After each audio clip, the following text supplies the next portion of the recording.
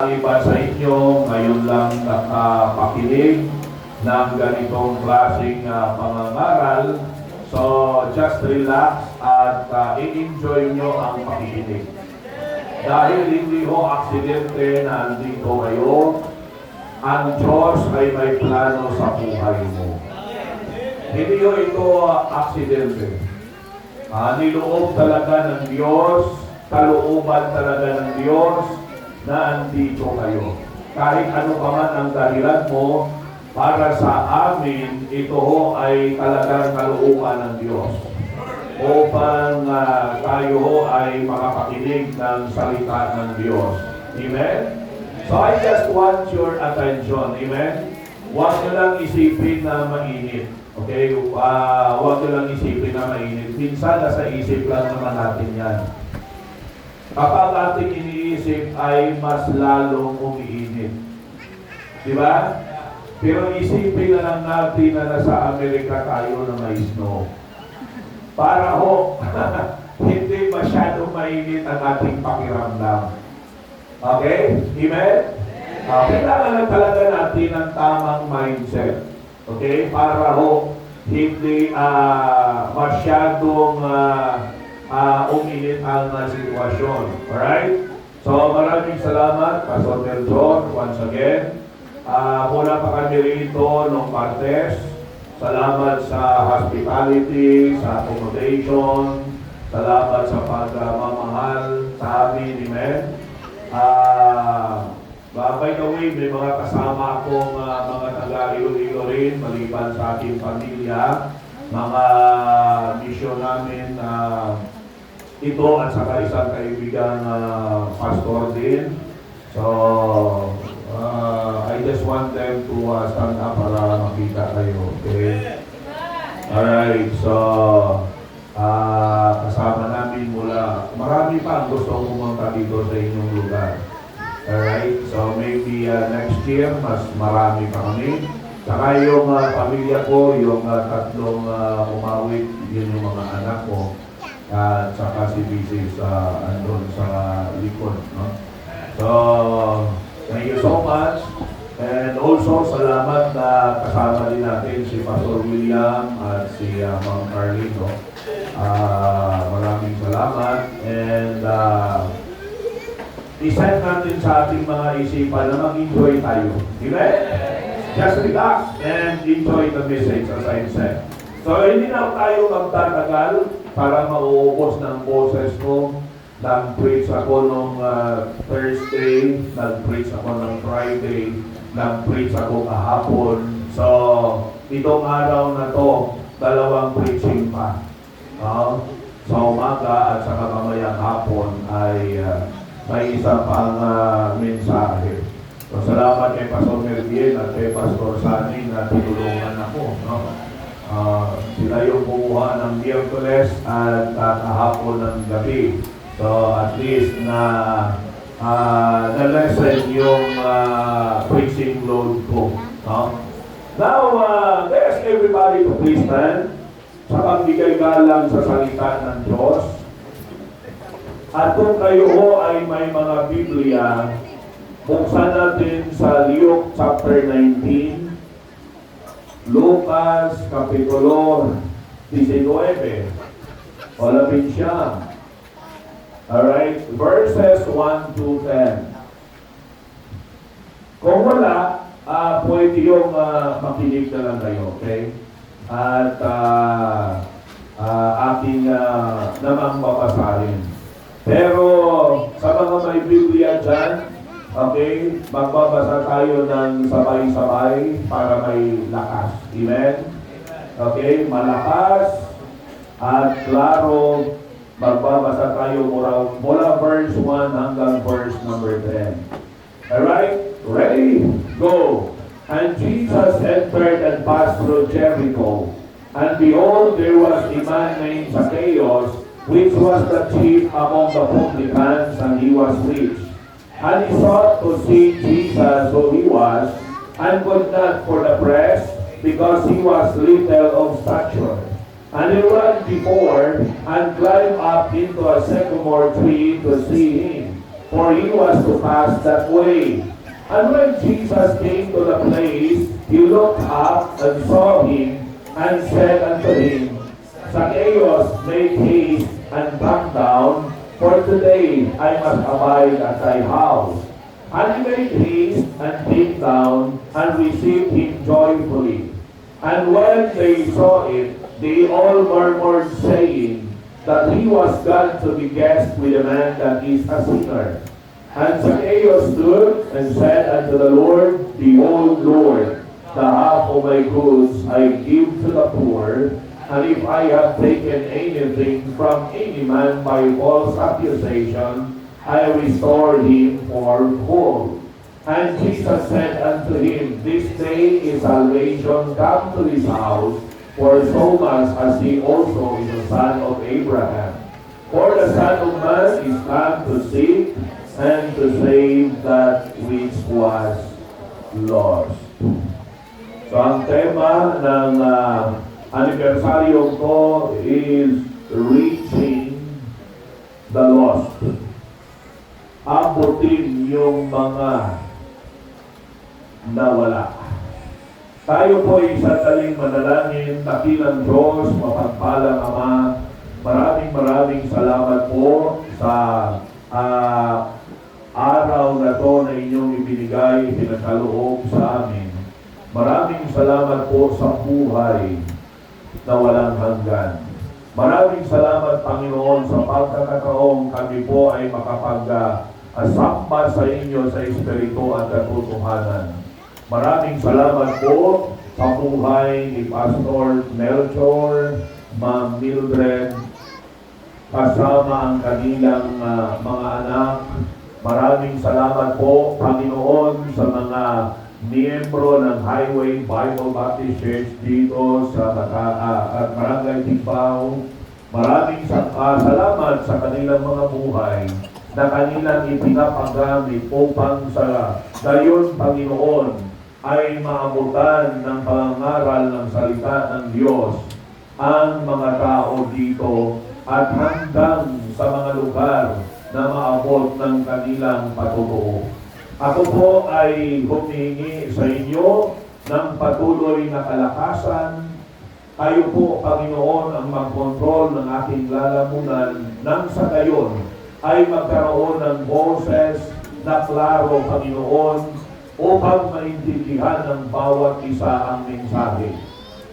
Patawad po kung saan kami nagkasala, and make us worthy today to give you the honor and the praise and the glory that you deserve. Niluluwalhati po namin, Panginoon, ang inyong pangalan. Sa matamis na pangalan ni Jesus, naming Diyos na tagapagligtas. Amen and amen. Okay, pwede na pong bumalik sa inyong mga upuan. Maraming salamat sa pagparok.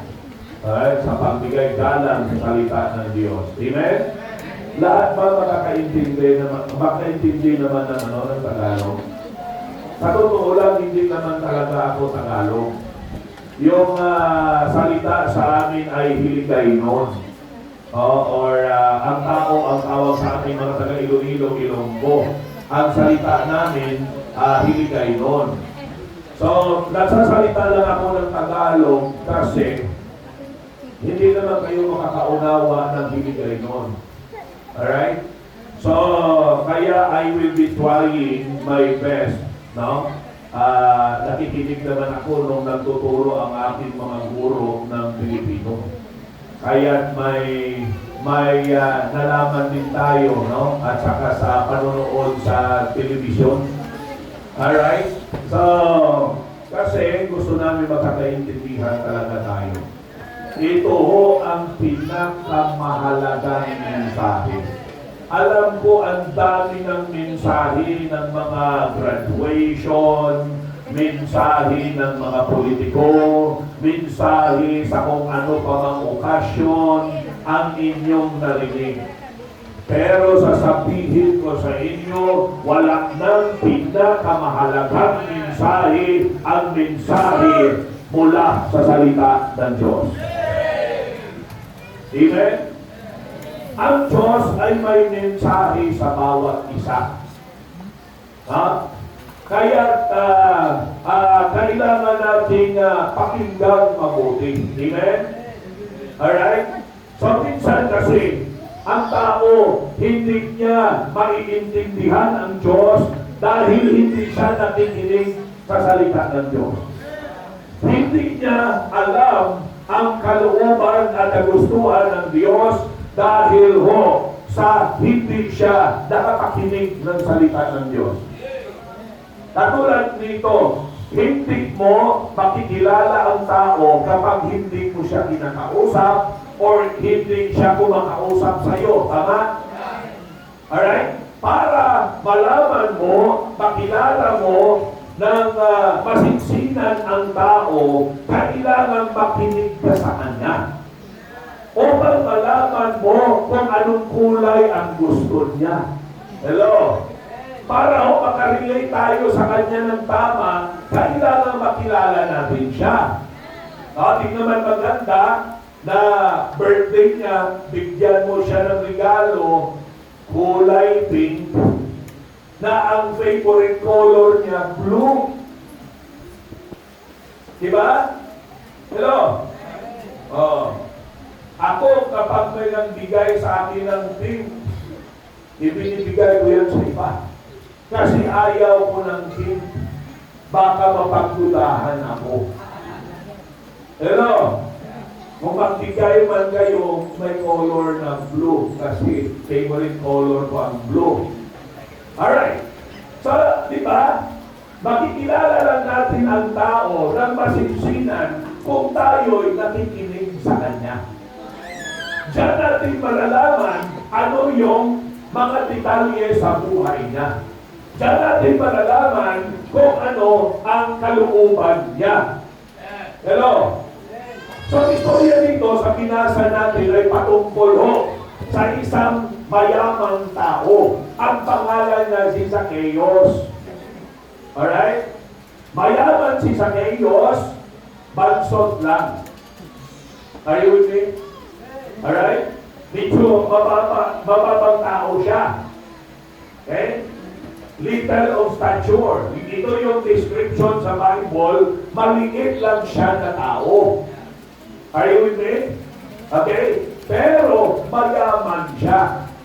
At saka mataas yung kanyang katungkulan dahil chief of the publican siya. Kung sa atin pa ngayon yan ay pwedeng PIR director or PIR commissioner siya. Taga-kolekta ng buwis. Hari ng mga taga-kolekta ng buwis. Mataas na katungkulan at siyempre korap. Kung ating pag-aaralan ang mga publikan sa Biblia, galit ang mga tao sa kanila, ang mga Hudyo sa kanila. Alright? Bakit? Kasi napakakurap nila. Halimbawa, nire-require sila ng Roman government ng 10% na buwis. Papatungan nila yan, gagawin nilang 15%. At yung 5% saan pupunta? Sa bulsa. Alright? Alam niyo, mahirap ang taong walang Diyos sa buhay. Para sa kanila, okay lang yan. Ang importante, may pera. Hello? Kaya kailangan natin makilala ang Diyos. Upang makilala natin ang Diyos, kailangan natin makinig sa salita ng Diyos. Now, si Kristo ay pumunta sa kanilang lugar. Okay? Klaro ang boses ko. Okay ba naman? Si Kristo ay pumunta sa kanilang lugar upang mangaral ng salita ng Diyos. Alam niyo, ang kanilang lugar ng Jericho ay isang lugar na sinumpa sa panahon pa ni Joshua. Alright? Lugar na sinumpa. Okay? Cursed is the man that will build Jericho. Pero alam niyo, ang kagandahan dito, kahit pangit na lugar, kahit sinumpak na lugar, ay pinuntahan pa rin ng ating tagapagligtas. Pinuntahan pa rin ni Jesus Christ. Amen? Sa bagay, ang inyong lugar ay hindi naman masyadong kaakit-akit kung ating titignan kasi andito kayo sa medyo bulubundukin, di ba? Are you with me? Pero alam ninyo, ang Diyos ay hindi tumitingin sa lugar. Ang Diyos ay nakatingin sa kaluluwa ng tao. Alright? So, si Kristo ay pinuntahan niya. Look at verse number 10. Ang sabi dito, for the Son of Man is come to seek and to save that which was lost. Alright? Ini-emphasize ni Jesus Christ na dapat abutin ang mga tao dahil ang tao ay nahiwalay sa Diyos. Amen? Abutin ang bawat tao, itim, puti, pula, yelo, bansot, mataas man, payat man, mataba man, nakapag-aral, hindi nakapag-aral. Are you with me? Alright? Ang gusto ng Diyos ay abutin ang bawat tao. Okay? So, we need to reach the lost. Ito ang naging dahilan kung bakit andito kayo ngayon. Amen. Amen. Alright? Bakit? Bakit kailangan nating abutin ang tao ng Ebanghelyo? Bakit kailangan natin ipangaral ang kaligtasan sa tao? Bakit? Ang unang dahilan, sabi dito, and Jesus entered and passed through Jericho. In verse 10, for the Son of Man is come to seek and to save that which was lost. Ang unang dahilan ay dahil sa concern ng ating tagapagligtas. Because of the concern of the Savior. Alam mo ninyo, ano ka man, sino ka man, ano man ang iyong background, hindi ka man mayaman, mahirap ka man, hindi ka man nakapag-aral, o sinusumpa ka man, tandaan natin, ang Diyos ay may concern sa iyo. Gusto ka ng Diyos. Walang tao na hindi concern ang ating Panginoon. Dinadaya lang tayo ng Diablo na pili tayong inilagay sa ating mga isipan na hindi tayo mahal ng Diyos. Kung bakit mahirap ka dahil hindi ka mahal ng Diyos, kung bakit ikaw ay pangit, kung kaya hindi ka mahal ng Diyos, kung bakit ikaw ay payat na payat dahil hindi ka mahal. Diablong pag-iisip yan. Hindi yan ang pag-iisip ng Diyos. Dahil mahal ka ng Diyos. Bawat tao ay mahal ng Diyos. May concern ang Diyos sa bawat tao. Are you with me? Kung malalaman lang ng tao kung gaano siya kamahal ng Diyos, ay walang taong magtatangkang magpakamatay. Dumadati ang incident ngayon about suicide. Alam nyo ba bakit nagsisuicide ang tao? Ang tao nagsisuicide, di ba yung mga desperado? Yung mga tao para sa kanila, walang kabuluhan na ang kanilang mga buhay. Bakit nagkaganon? Kasi hindi kilala ng mga taong to ang Diyos. Alam mo ninyo, ang pinakamalaking bagay na dapat nating tandaan at pag-indarin sa atin, wala mang magmamahal sa iyo sa lahat at may Diyos na nagmamahal sa iyo. Hindi ka ba mahal ng tatay mo? Hindi ka ba mahal ng nanay mo? Hindi ka ba mahal ng mga pamilya mo, hindi ka man mahal ng mga tao sa barangay mo, tumingin ka sa taas. Merong Diyos na nagmamahal sa iyo. Merong Diyos na concern sa buhay mo. Merong Diyos na gusto kang maligtas. Sinumpa ang lugar na itong Jericho. Pero pumunta si Jesus Christ. Alam niya na ang lugar na yun ay sinumpa. Pero pinuntahan pa rin ni Jesus Christ. You see? Alam nyo, sino ba naman tayo upang ang Diyos mula sa langit ay bumaba? Yes, sir! Nagkatawang tao, nagpapako sa cross, namatay. Sino ka?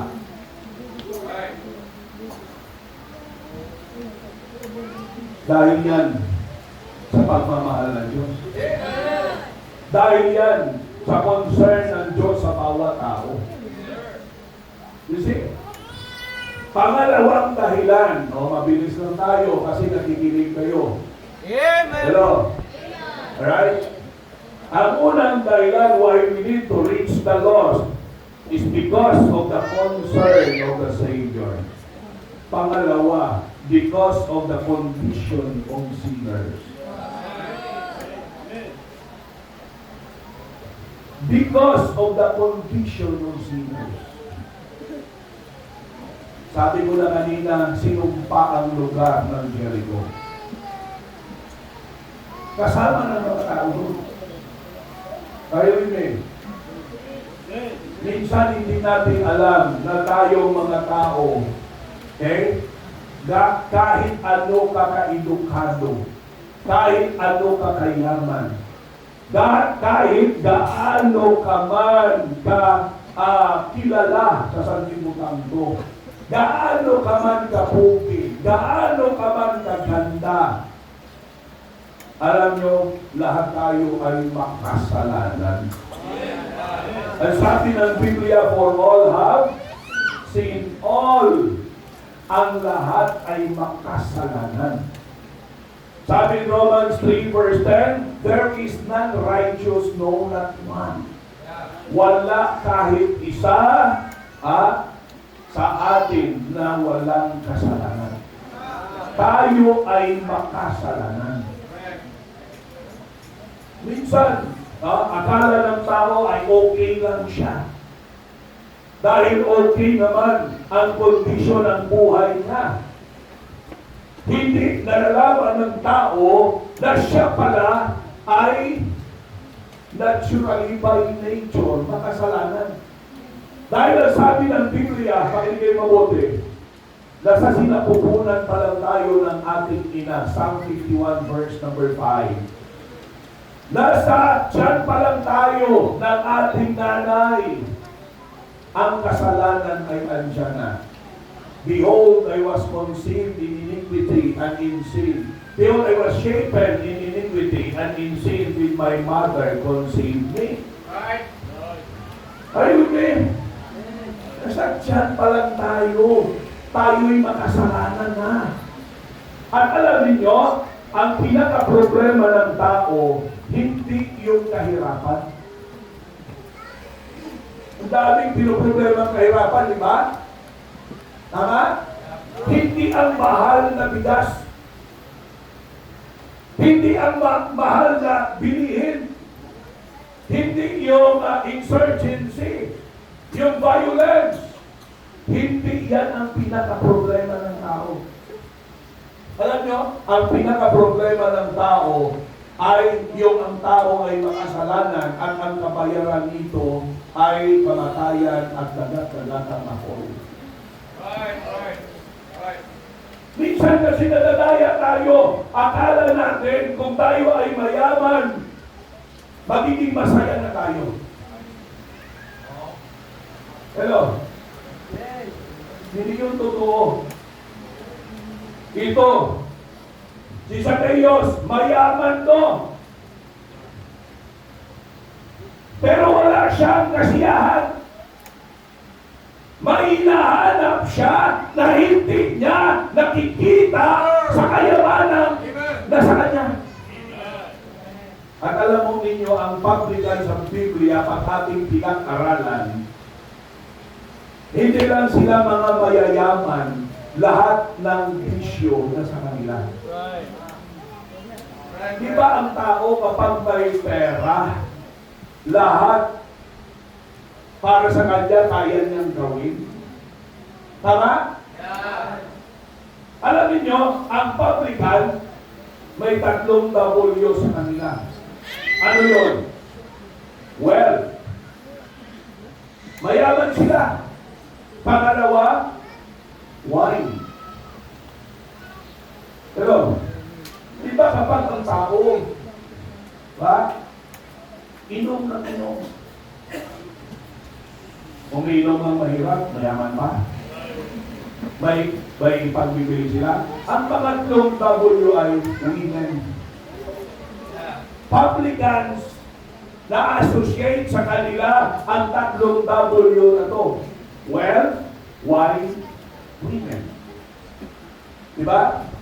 Sa panahon ngayon, alam mo ninyo, madaling lang ang mambabae kapag may pera ka. Maraming babae ang lalapit sa iyo kapag may pera ka. Parang ayaw niyong maniwala. Totoo hindi. Diba? Madali kang makapag-asawa kapag may pera ka. Kasi malayo ka pa, ang babae ay nakatango na. Okay na. Yes. Yes na.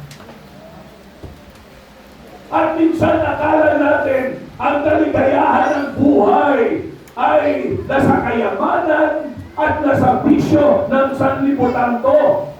Kung ang kaligayahan sa buhay ay nasa kayamanan at bisyo, si Zacchaeus ay hindi na siya magtangkang lumapit kay Jesus.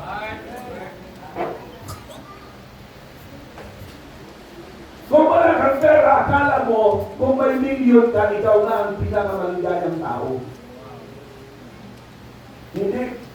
Kapag may milyon ka na, malalaman mo, hindi pala makapagbigay ng absolute na joy ang kayamanan.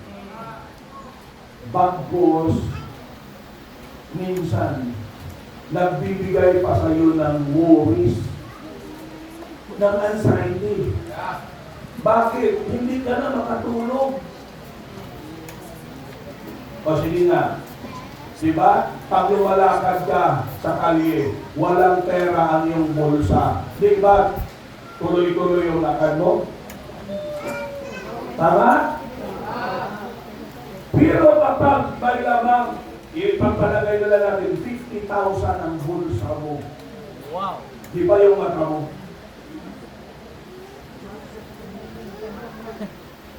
Kasi may pera ka, baka hulapin ka, baka pagnakawan ka, baka mawala.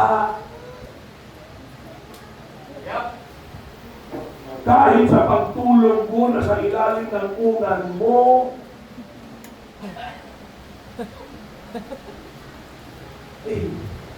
tatawa-tawa lang kayo, pero yan ang katotohanan. Right. Akala mo pag may pera kang ganyan, ikaw na ang pinakamaligayang tao? Mamumroblema ka pa. Hello? Lalo na kapag hindi mo alam paano i-manage ang kayamanan na yan. You see? Minsan, maganda rin yung wala kayong pera. Pero mas maganda talaga na may pera. Dahil hindi kami makakaabot dito kung walang pera. Pero tamang mindset lang.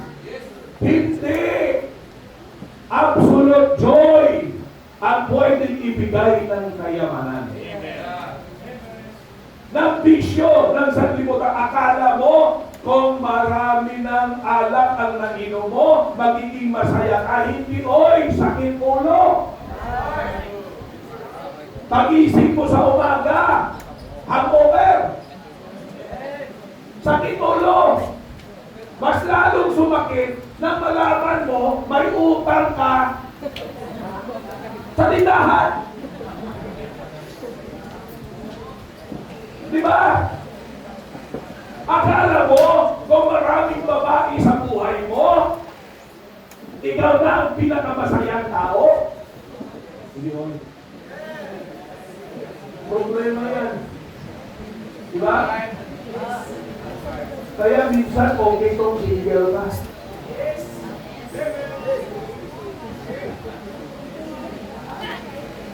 Di ba? Pakpak yung mga single. Pero kapag bigyan ka ng Diyos ng asawa, walang problema. Kalooban ng Diyos yan. Huwag mo lang damihan. Kasi mahirap ang isa, damihan mo pa.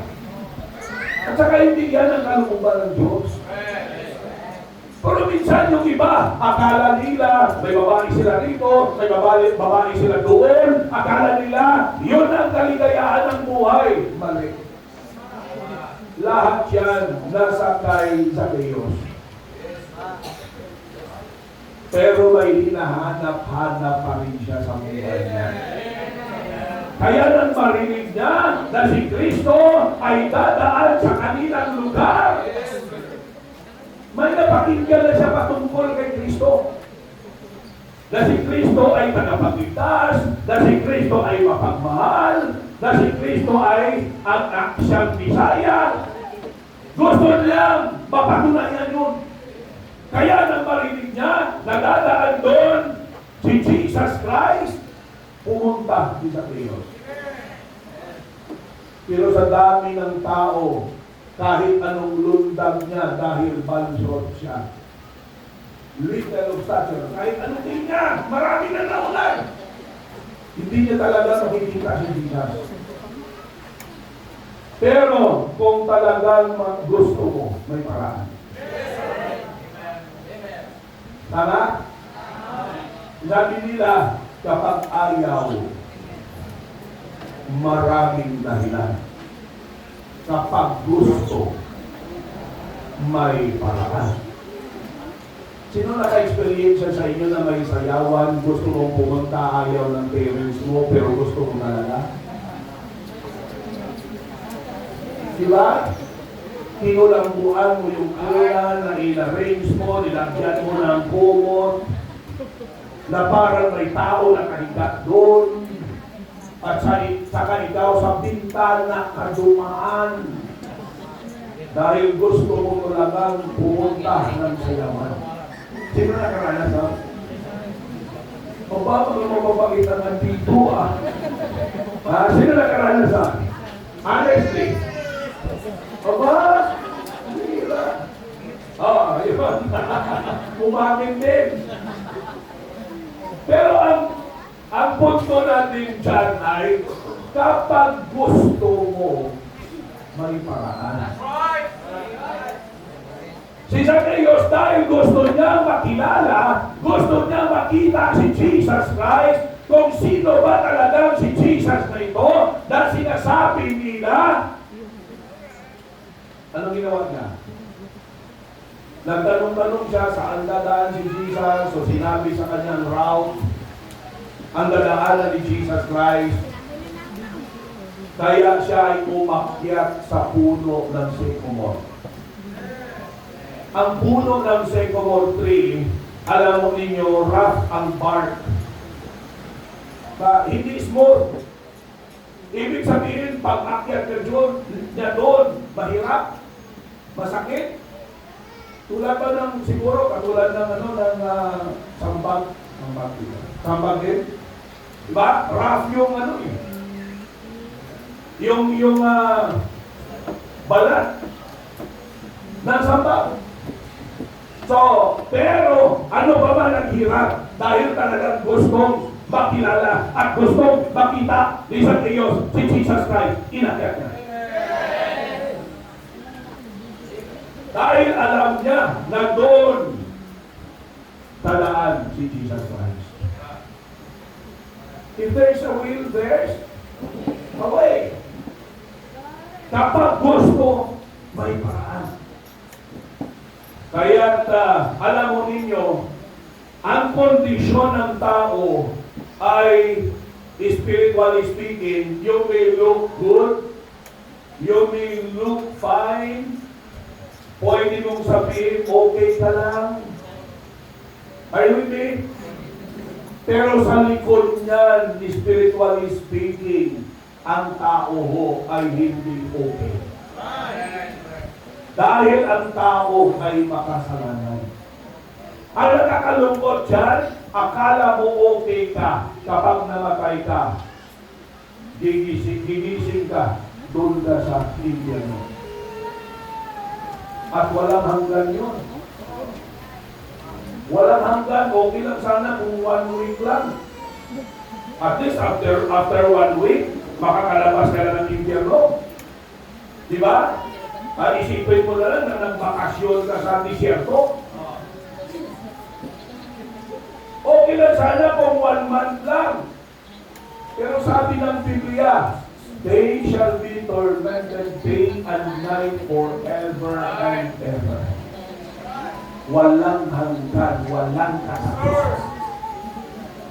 Ang tao ay sumisigaw dahil sa sakit ng apoy sa impyerno. Mainit. Nakakaramdam mo yun ng init? Ha? Eh, mainit ang panahon. Kami nga dito, sabi ni Pastor, init Pastor. Walang kalingkingan pa yan sa init sa impyerno. Akala ng tao okay lang siya. Yan ang gusto ng Diablo, na isipin ng tao na okay lang siya. Master kasi ng Diablo na gawin ang tao na maging ignorante. Ayaw ng Diablo na malaman ng tao ang katotohanan. Gusto ng Diablo na patuloy na mag-isip ang tao na okay lang siya. You see? Kaya tingnan nyo ang tao, ayaw makinig ng salita ng Diyos. Bakit? Kasi para sa kanya, hindi ko kailangan yan, okay naman ako. Amen? Ganyan din ako noon. Dahil medyo mabait naman ako, hindi naman ako masyadong loko-loko. Kaya sa isip ko, okay naman ako siguro na. Hindi naman siguro ako pupunta ng internet dahil babait naman ako. Pero pasalamat ako sa mga aral ng salita ng Diyos. Nalaman ko, ipinaliwanag nila na kahit anong bakit mo, tayo ho ay makasalanan. Dahil ho namanan natin ang kasalanan. At kahit anong bakit ng tao, kailangan niya ng tagapagligtas. Dahil sa tao ay makasalanan. At ang kabayaran nito, kamatayan at pagpunta ng kaluluwa ng tao sa impyerno. You see? At doon na siya magpakailan pa man. Walang hanggan. Sabi sa Biblia, gnashing and wailing of teeth. Alam mo yung wailing? Yung sigaw, naubos lakas dahil sa sakit na nararamdaman. Yun ang ginagawa ng tao sa impyerno. Ang impyerno ang pinakamaingay na lugar. Pinakamainit, pinakamasakit na lugar. Na ang tao may normal na pag-iisip ay hindi gustuhin na pumunta doon. You see? Yan ang kondisyon ng tao. Ang tao ay makasalanan, at ang tao ay mamamatay, at ang tao ay pupunta ng impyerno kabayaran ng kanyang kasalanan. Akala nyo okay lang? Ako, pasalamat ako one day. Yung mga tao na dati ay nilalayuan ko dahil sa ayaw kong pangaralan ako, dahil sa isip ko okay naman ako, pasalamat ako sa Diyos. Dumating yung panahon na pinalaliman ko ang pangunawa ko. Kung mamamatay ako ngayon, saan patutungo ang aking kaluluwa? Doon ako ng seryoso. Bakit? Natatakot ako na kapag namatay ako impyerno. Dahil nakakarinig naman ako ng impyerno. Para ko'y naniniwala ng impyerno.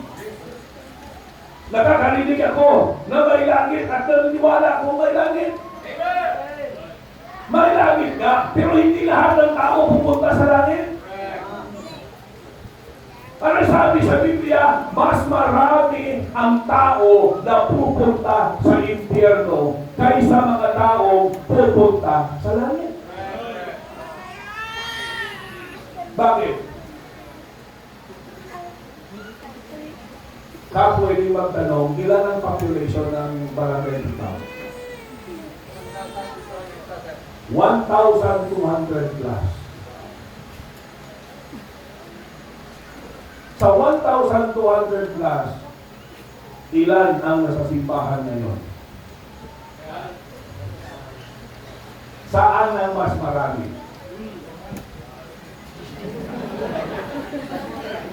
Oh, kayo na nagsabi, Brad. So, agree kayo na mas marami ang pupunta ng impyerno kaysa langit? Wala naman tayong magagawa dyan. Talagang totoo yan dahil sabi yan ni Jesus Christ before. Why is the gate that leadeth unto destruction? At marami ang lumalakad sa daan patungo sa walang hanggang kasakitan. Apoy. Sabi niya, maliit lang ang daan, mahirap. Konti lang ang nakakaalam, patungo sa buhay na walang hanggan. Wala na tayong magagawa sa katotohanan, marami ang pupunta sa impyerno, ang pinaka-importante lang, hindi tayo isa nun. Kasi nakakalungkot, narinig mo ang mensahe, pero hinayaan mo lang. At nakakalungkot, pinakamalungkot na one day, isa ka sa marami na tumatahak sa daan papunta sa impyerno. Hello? Because of the condition of sinners. Lastly, matatapos na po tayo. Why we need to reach the lost? Una, because of the concern of the Savior. Pangalawa, because of the condition of sinners. At pangatlo, katapusan, because of the certainty of salvation. Dahil sa kasiguraduhan ng kaligtasan. Tingnan nyo, in verse number 10. Verse number 9. Verse number 9 muna. Anong sabi sa Biblia? And Jesus said, sino nagsabi? Si Jesus Christ. This day, sa araw na ito, ang kaligtasan ay dumating sa pamamahay na ito. Dahil sila man ay mga anak ni Abraham. Medyo may kalaliman, no? Ang doktrina dito, but we are blessed by the faith of Abraham. Right? We are blessed by the faith of Abraham. Tayo ay pinagpala dahil sa pananampalataya ni Abraham. Pero ang punto dito ay ang kaligtasan ay dumating sa pamamahay ni Zacchaeus. Si Zacchaeus ang una. Dahil kay Zacchaeus, naabot ng Ebanghelyo ang kanyang pamamahay. At sila din ay naligtas. Now listen. Ito ang ginagawa ng Diablo. Alam niyo ang ginagawa ng Diablo? Ilagay sa isip ng tao na hindi natin pwedeng malaman ang kaligtasan. na hindi natin pwedeng masigurado ang langit. Di ba karamihan? Kung tayo ay magtatanong, karamihan sa tao, tanongin mo, pag namatay ka ngayon, alam mo na ba saan pupunta ang iyong kaluluwa? Anong sagot ng karamihan? Hindi pa natin alam yan dahil tayo ay hindi papatay. Dahil tayo ay buhay pa. Alam nyo ba, ang sagot na yan ay sagot ng hindi ka nakaintindi ng kanyang sinasabi. Dahil ganito lang kasimple, may patay pa kayong tinanong na sumagot? Ha? Nakakarinig pa ba ang patay na? Ang kaligtasan ay habang buhay pa tayo.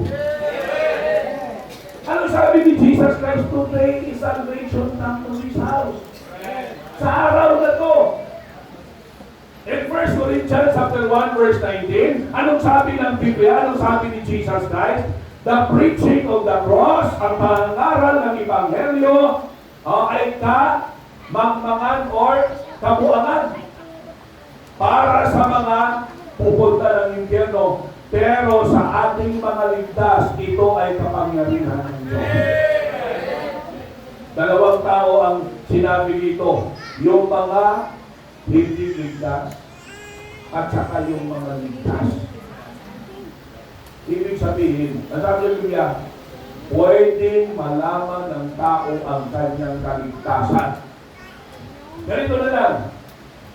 Di ba ilang linggo lang lumipas ay yung Semana Santa.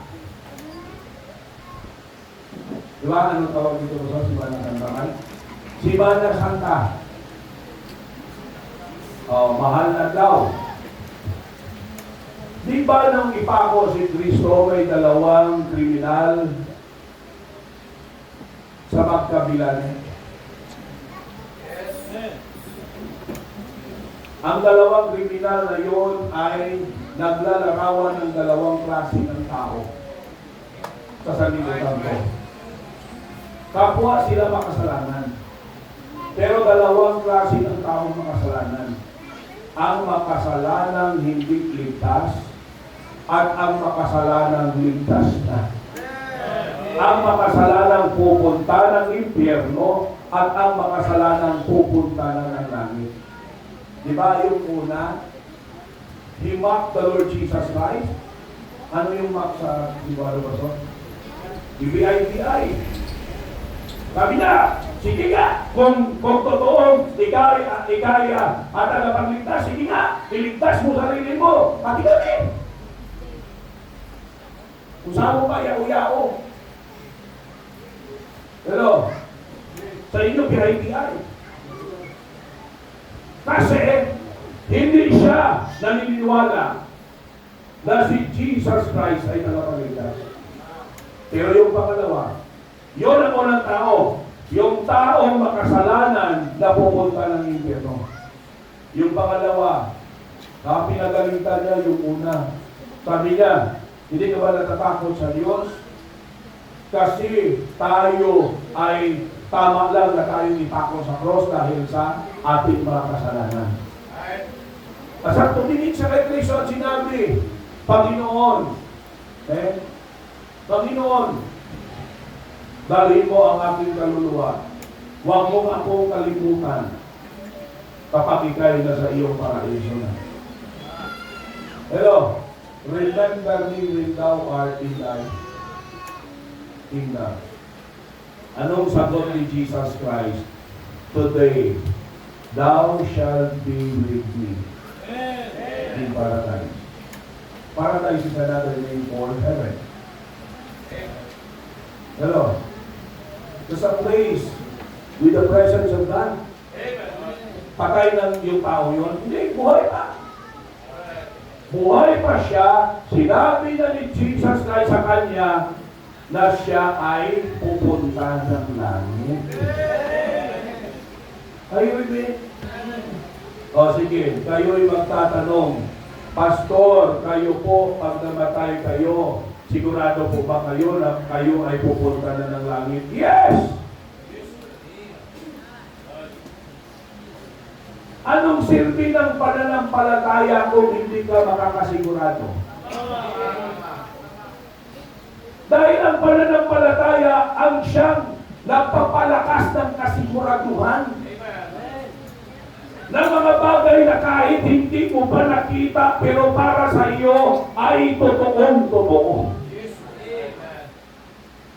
Yes, hindi pa tayo sa langit, pero dahil sa pananampalataya, kaya tayo sigurado na tayo ay sa langit na. Hindi natin nakita ang Diyos, nakikita ang Diyos, pero dahil sa pananampalataya, para sa atin ang Diyos ay totoong totoo. Are you with me? Way back November 1992, 19 years old ako. Maraming beses na akong nakarinig ng salita ng Diyos, na lumalayo, nagtatago, dahil sa, siyempre ayaw ko ng salita ng Diyos. Dahil yung pinanindigan before ay may relihiyon ako. Hindi ko na kailangan yan dahil may relihiyon ako. Alam mo ninyo, hindi natin kailangan ng relihiyon. Ang kailangan natin ay salita ng Diyos at relasyon sa Diyos. Anong silbi ng relihiyon mo kung hindi mo naman alam kung saan patutungo ang iyong kaluluwa? Anong silbi ng relihiyon mo kung hindi mo naman alam na ika'y ligtas? Ang kailangan natin ay ito. Salita ng Diyos na siya magtuturo sa atin ng siguradong kaligtasan.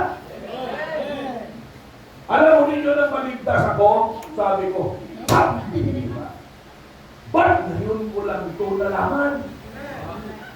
Pero salamat, hindi pa huli ang lahat. Kung namatay ako, 18 years old ang edad ko, kung namatay ako, sigurado, impyerno ako. Laking pasasalamat ko sa Diyos. Laking kasiyahan ko na ako ay isa sa mga taong biniyayaan ng Diyos ng siguradong kaligtasan.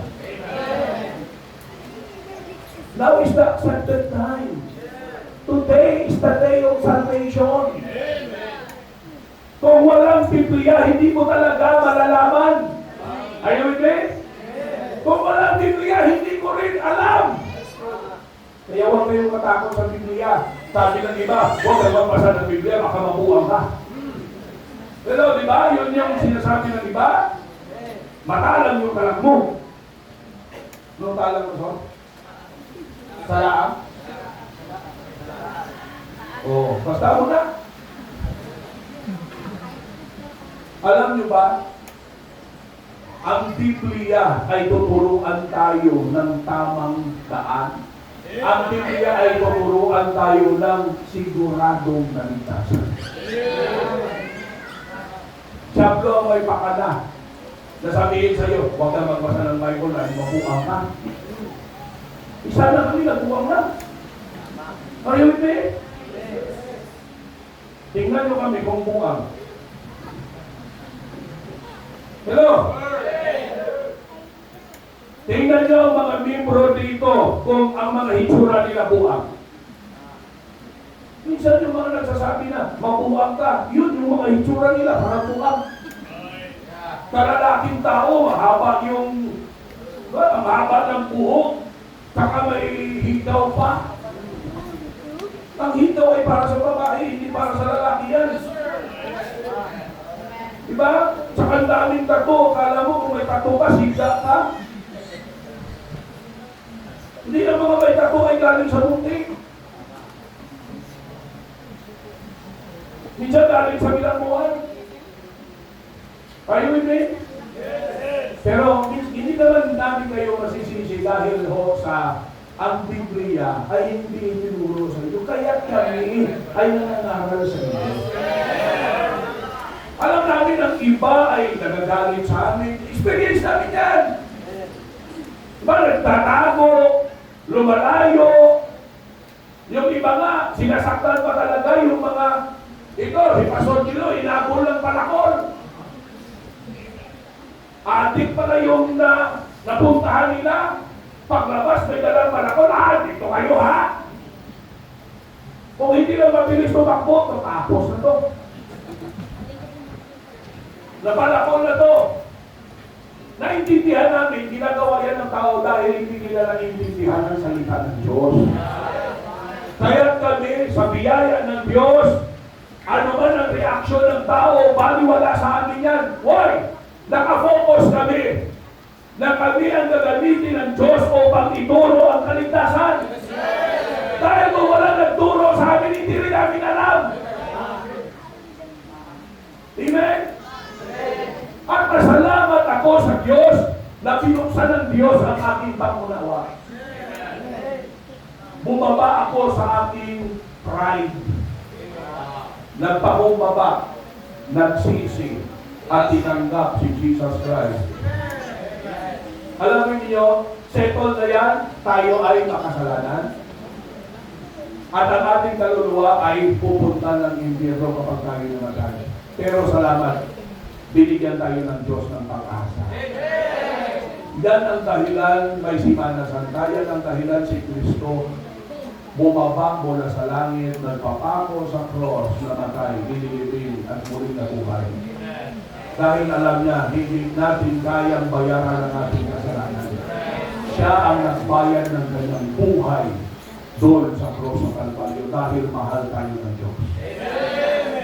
His death was the greatest demonstration of His love towards us. Yun ang pinakamalaking patunay na mahal na tayo. Hello? Mahal ka ng Diyos. Ang kaligtasan ay tapos na.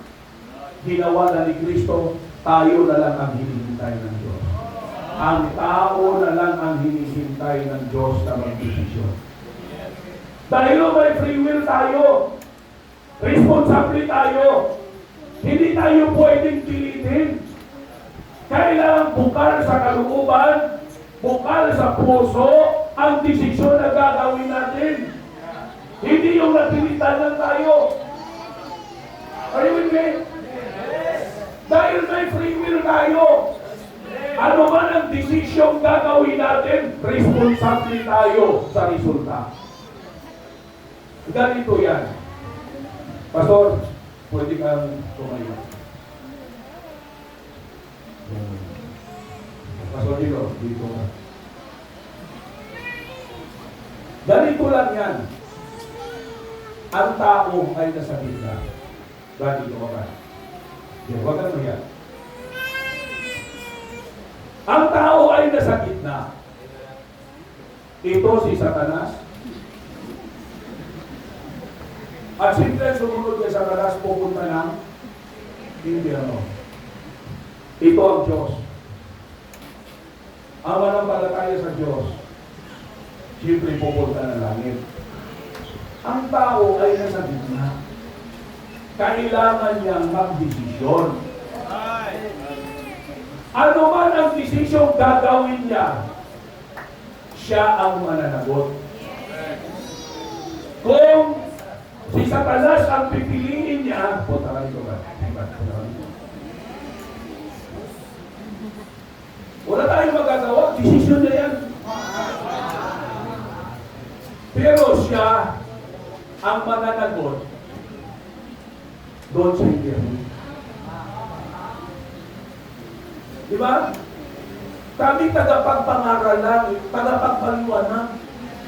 Kayo ang magdesisyon. Balikan dito ka. Kung pipiliin niya ang Diyos, ito ka. Alam natin, anong mangyayari sa kanyang buhay? Maliligtas siya. Magkakaroon siya ng kaligtasan. Ano mang oras siya ay mamatay, pupunta siya ng langit. Ako, ano mang oras, mamamatay ako. Walang problema. Pupunta ako ng langit. Are you with me? Sabi ng Biblia, John 14, verses 1 to 3, let not your heart be troubled, you believe in God. Pananampalataya yun. Believe also in me, sabi ni Jesus, in my Father's house are many mansions. If it were not so, I would have told you, I go to prepare a place for you. And if I go and prepare a place, I will come again and receive you unto myself. Ano yun? Langit yun.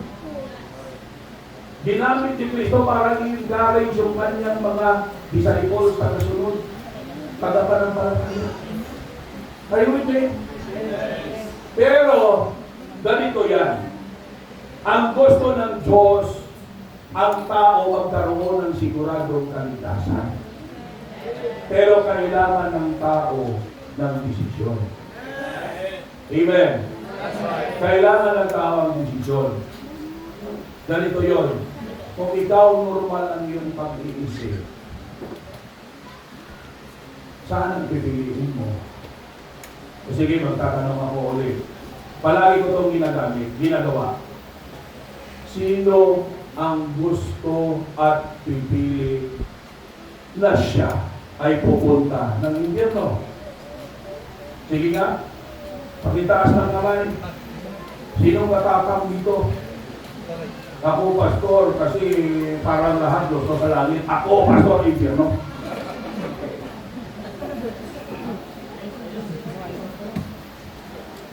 Salamat, normal ang mga isip ng bawat isa. Sino gusto na kapag ikay namatay ay pupunta ka ng langit?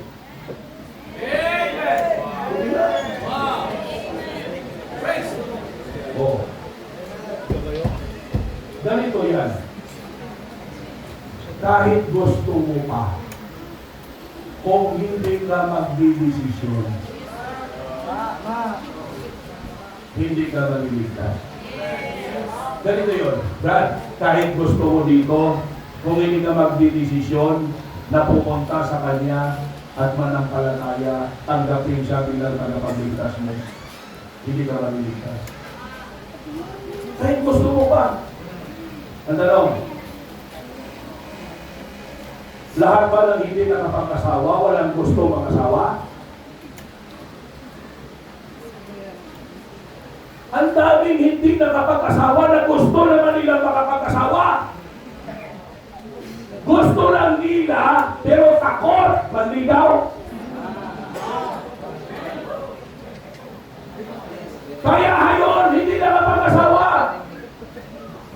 Gusto mong maligtas, pero hindi ka magdidesisyon na magsisi at tanggapin si Kristo sa buhay mo. Kahit gusto mo pa na pumunta ng langit, hindi ka makakapunta ng langit. Kailangan mo talagang desisyonan. Alright? Katapusang illustration to. Sige, Brad, thank you. Pastor, thank you po. Thank you sa inyo. Brad, may asawa ka. Meron. Nanligaw ka. Oh. Alam na naman si Bisit kung maligaw kayo. Hindi naman tama yan.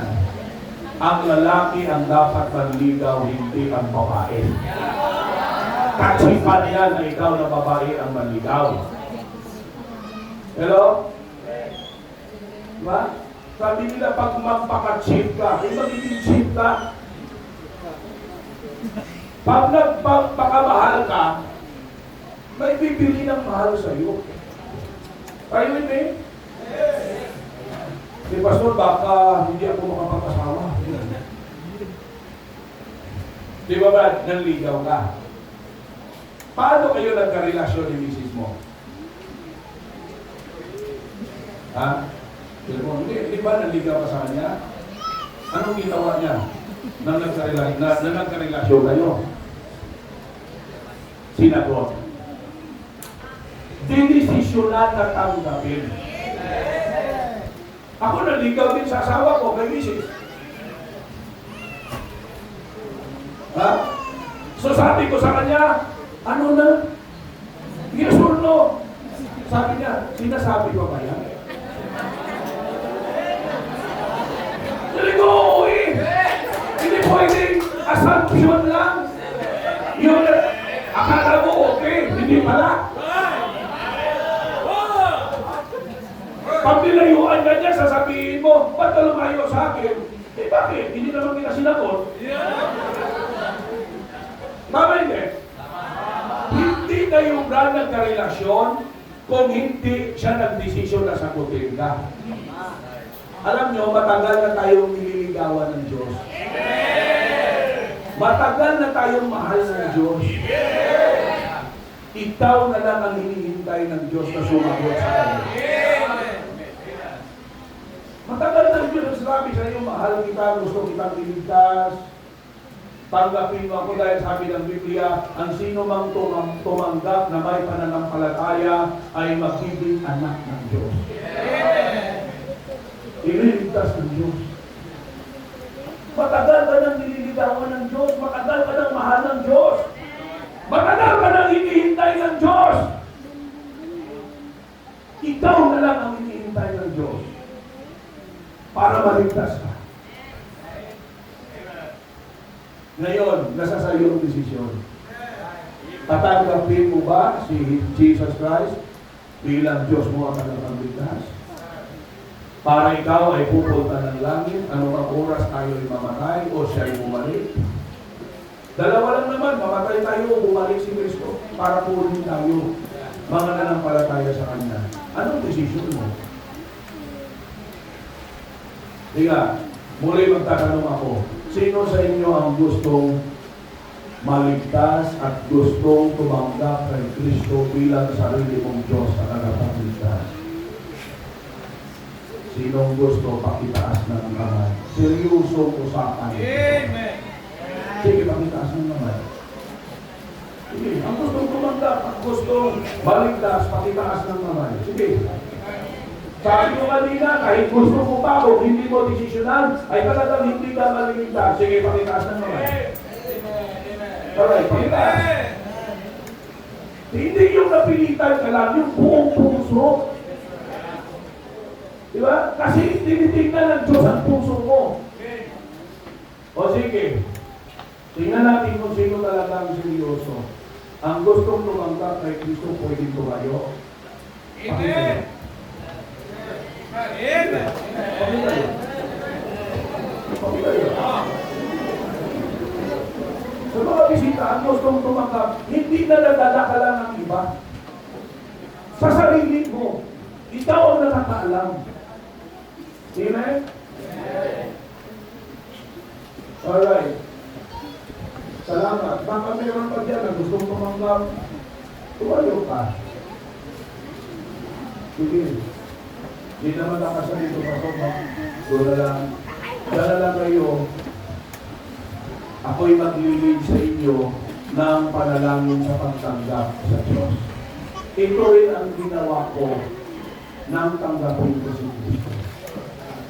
Tuturuan ko kayo, sundin ninyo ng buong puso. Amen? Ito ang panalangin na magliligtas sa iyo. Okay? Sige. Sumunod kayo, pangunahan mo kayo sa panalangin na to, buong puso, sundan ninyo. Let us pray. Panginoong Diyos, maraming salamat po na nakilala ko na ako ay isang makasalanan at ang kabayaran ay kamatayan at impyerno. Subalit, maraming salamat. Ako'y minahal niyo. Binigay ang iyong buhay. Ipinako sa cross, namatay, inilibing, at muling nabuhay upang bayaran ang aking kasalanan. Patawarin po ninyo ako, Panginoon, sa aking pagiging makasalanan. At pinubuksan ko ang aking puso. Tinatanggap kayo na may pananampalataya bilang aking Diyos at sariling tagapagligtas.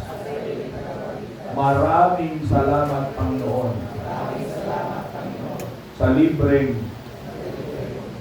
kaligtasan. Sa pangalan ni Jesus, Amen. Alright. Ngayon, ikaw ang nakakaalam kung ika'y ligtas o hindi. Kung totoo yung panalangin mo, ikaw ang nakakaalam na ikailigtas. Dahil ikaw ang tumanggap. Pangalawa, ang Diyos. Dahil nakikita ng Diyos ang inyong mga puso.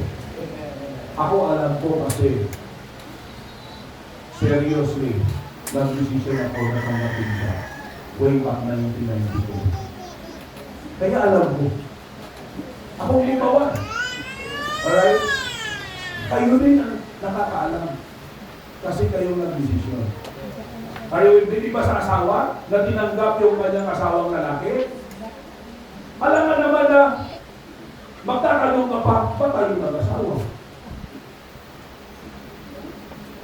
Nag-asawa kasi, kayo kasi, nag-decision ka, natanggapin siya. Kayo hindi? Bakit ka ligtas? Dahil nag-decision ka na magsisi at tanggapin si Kristo sa iyong puso bilang Diyos mo at tagapagligtas. Amen? Sino gumawa ng decision? Ikaw. Sino nakakaalam? Ikaw. Kami makasasabi lang na totoong ligtas kayo kung makita namin ng buhay nyo ay may pagpapagong mangyayari.